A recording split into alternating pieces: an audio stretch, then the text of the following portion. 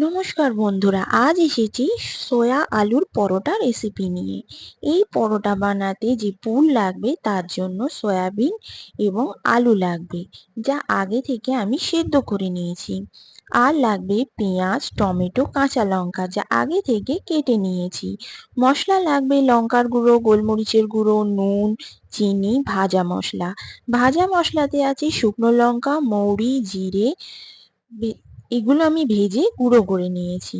আর পরোটা বানাতে লাগবে ময়দা, নুন, চিনি এবং তেল। সয়া চাঙ্ক আমি সেদ্ধ করে মিক্সিতে পেস্ট করে নিয়েছি। আলু সেদ্ধ করেও পেস্ট করে নিয়েছি।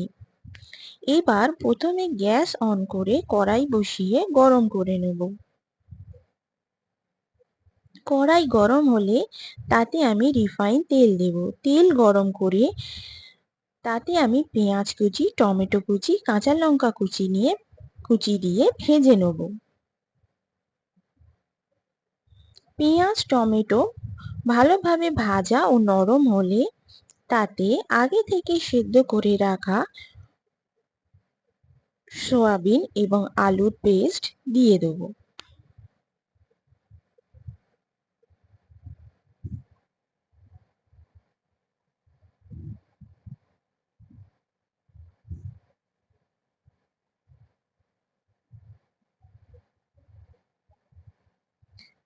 সোয়াবিন এবং আলু পেঁয়াজ এবং টমেটোর সঙ্গে ভালো করে মিশিয়ে নেব।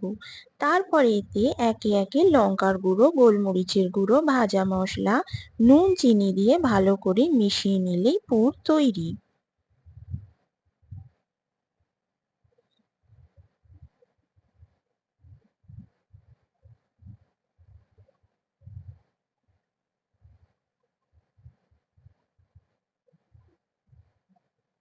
কড়াই থেকে ভালোভাবে পুর ছেড়ে এলে তাকে অন্য পাত্রে ঢেলে নেব এবং পুর আমি ঠান্ডা করে নেব।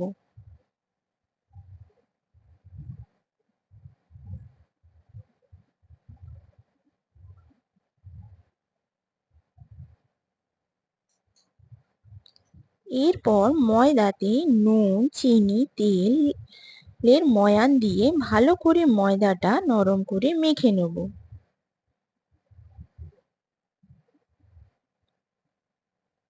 ময়দার ডো থেকে লেচি কেটে নেব।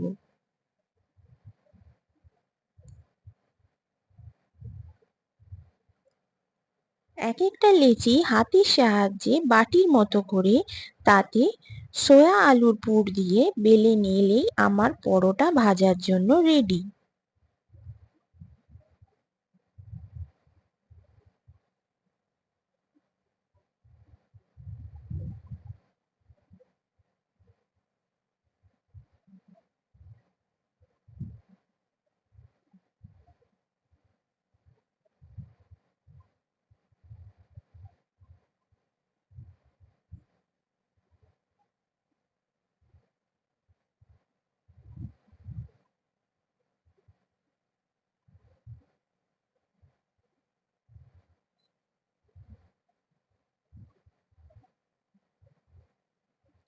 এইভাবে আমরা সবকটা পরোটা বেলে নেব।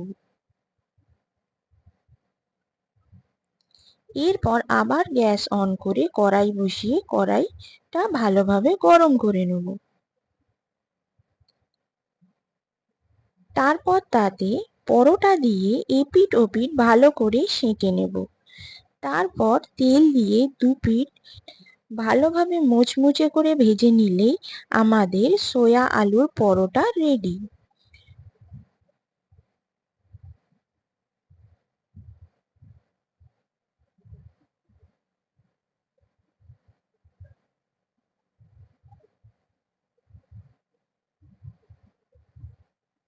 সস এবং চাটনির সঙ্গে আমরা গরম গরম এই পরোটা পরিবেশন করব।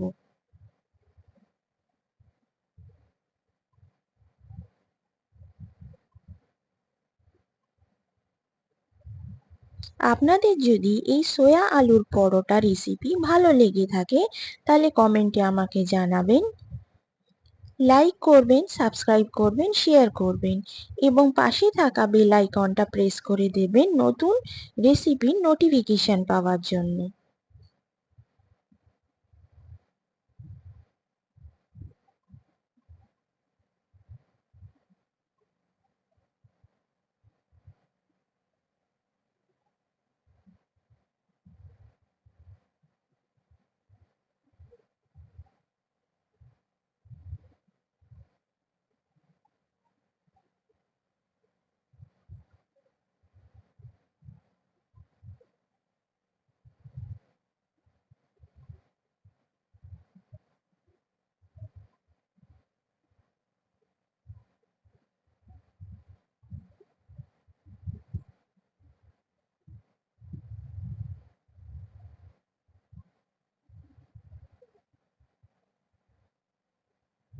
নমস্কার বন্ধুরা, আজ তাহলে আসি।